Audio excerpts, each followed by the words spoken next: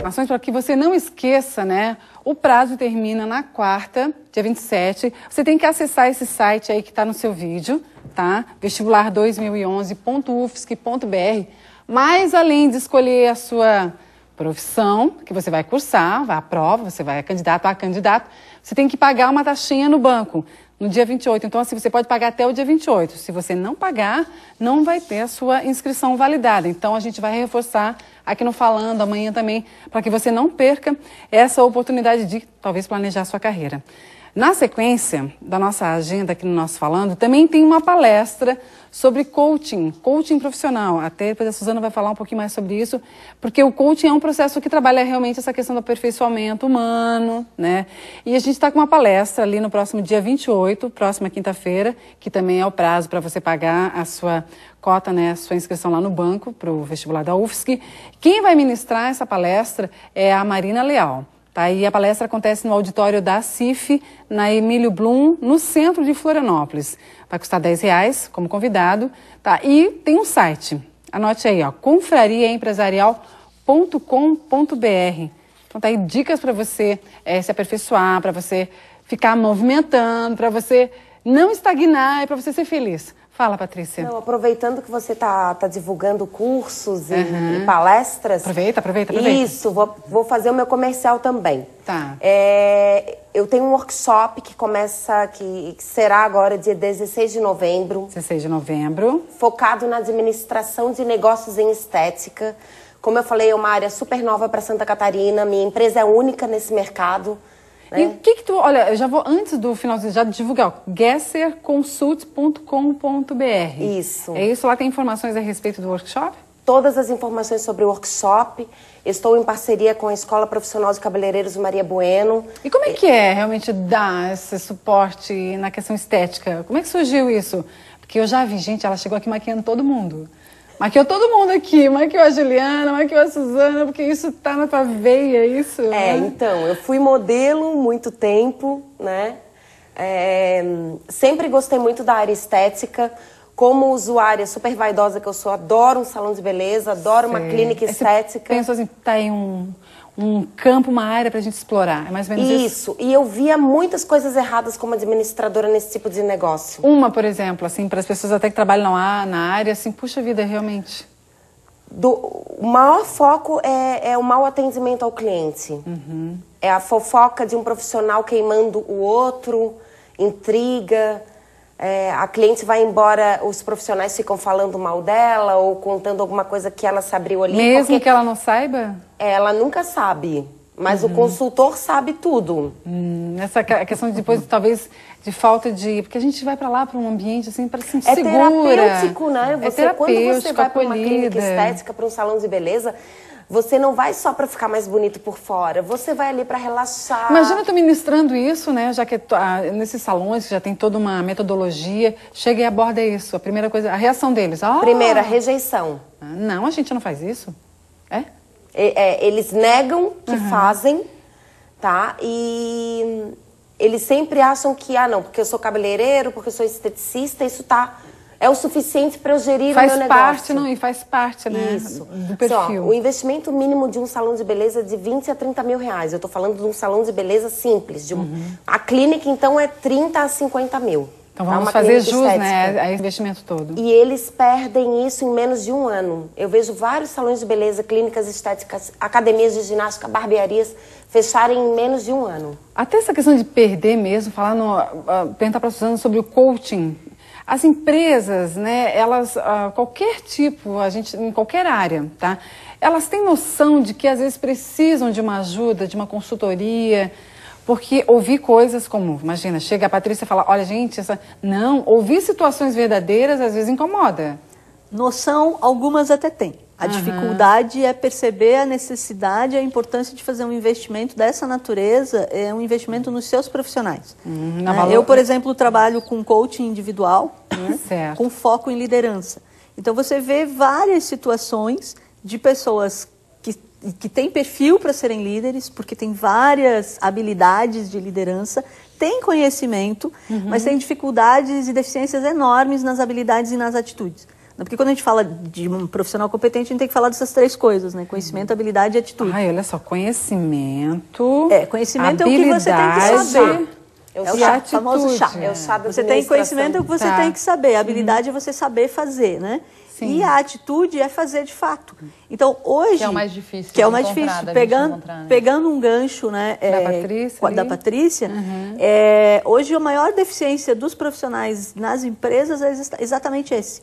Por exemplo, eu tenho na minha empresa de RH várias empresas solicitando profissionais, certo. E a nossa dificuldade, você está sabendo, né, você certamente vive isso também, é você encaminhar profissionais que tenham competência no trato relacional, no respeito a algumas regras que são apresentadas na organização. Tu acha que o profissional que acaba adquirindo esse conhecimento, habilidade e atitude, ele não se prostitui depois no mercado?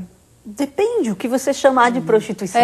Assim não se perde, sabe? Não se perde nesse turbilhão de pessoas iguais que continuam fazendo a mesma coisa. Muito pelo contrário. Eu acho que a pessoa que investe em si, que consegue se capacitar, que está acompanhando o que ocorre no mercado, que consegue lidar com os relacionamentos. Está investindo, né, em tudo. Ela está investindo. E a empresa que faz isso investe muito.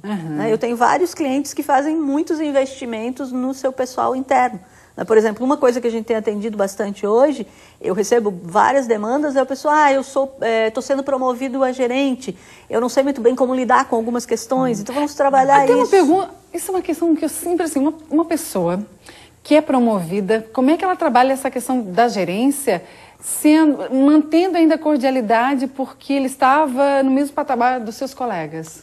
Então, a gente tem uma fala que a gente diz assim, às vezes você tem um ótimo vendedor, você promove ele para gerente, você ganha um péssimo gerente e perde um excelente vendedor. Ou um ótimo profissional em outra área. Mas aonde que se perde?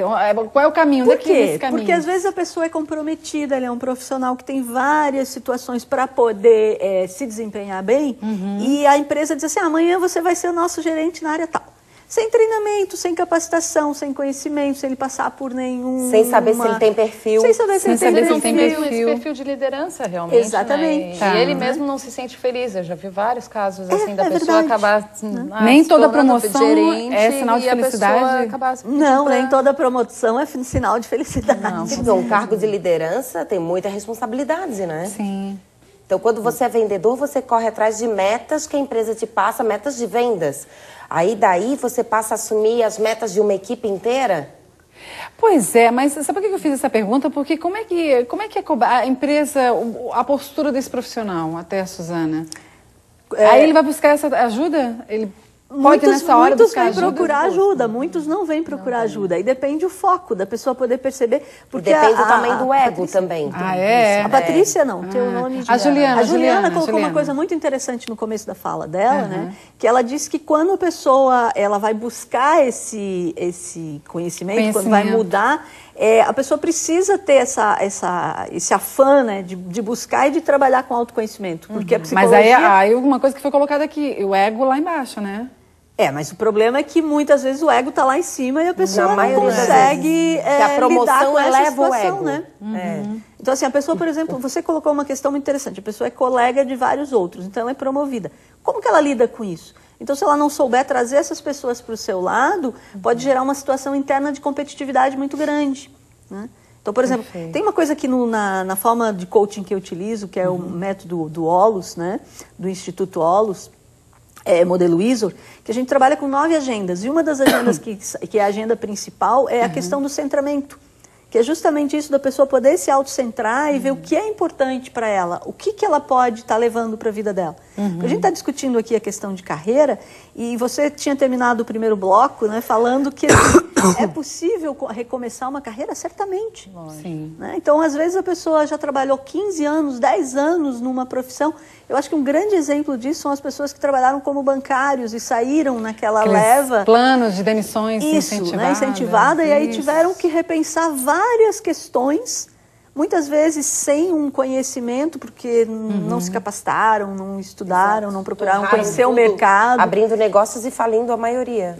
Eu não sei se é a maioria, mas são várias situação situações, até uma coisa que eu estudei isso. Pode até colocar, né? Até a Juliana, por exemplo, quando a gente fala, fala em planejamento de carreira, a gente fala em planejamento antes da carreira começar, durante a carreira, né? Porque, por exemplo, eu posso ser promovida e posso mudar de área, de setor, de empresa. Pode. Sim. Né? E tudo isso tem que acompanhar essa carga, né? essa bagagem que eu vou trazendo de conhecimento também. Sim, ou seja, sim. é cíclico, né? Sim. E está sempre aberto, né? É cíclico e aberto. E está sempre...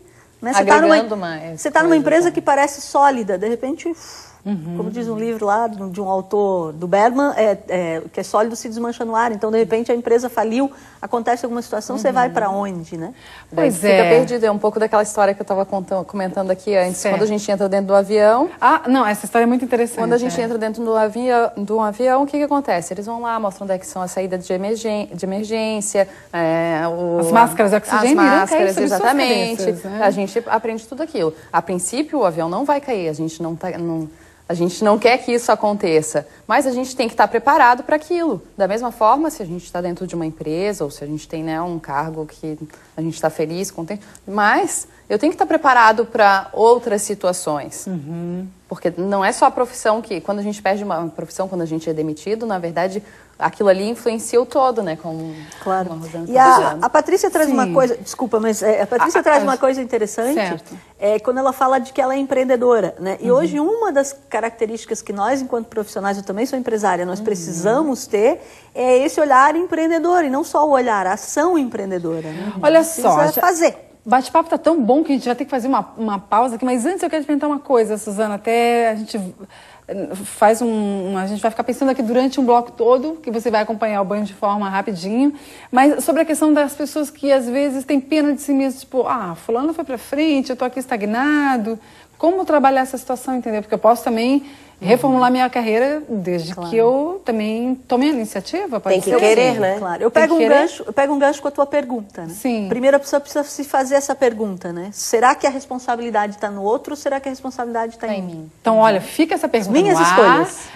As nossas escolhas, né, no nosso planejamento de carreira, que como a gente planeja a família, a gente planeja a nossa, né, empreende a nossa vida também, a nossa carreira. Uma pausa aí, você acompanha no próximo bloco um banho de forma para você e na sequência a gente volta aqui para concluirmos então o nosso programa desse início de semana, tá? Não sai daí.